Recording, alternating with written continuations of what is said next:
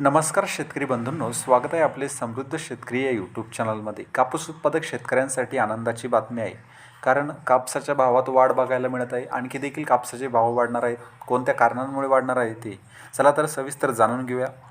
मागणीत वाढ, पुरवठ्यातील तुटवडा, सरकारी नियंत्रणातील खरेदी आणि रुई व सरकीच्या दरातील सुधारणा ही कापसाच्या भाववाढीमागे असणारे मुख्य कारण आहे. गेल्या काही दिवसांपासून भाव सतत वाढत आहे. हे भाव वाढण्यामुळे शेतकऱ्यांमध्ये आनंदाचे वातावरण आहे.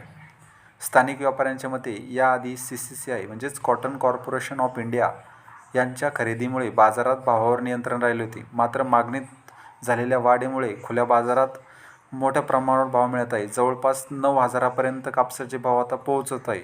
आता शेतकऱ्यांचा CCCIला कापूस देण्याकडे कल कमी होत असून CCCI केंद्रावर पुरवठा मर्यादित होऊ लागला आहे.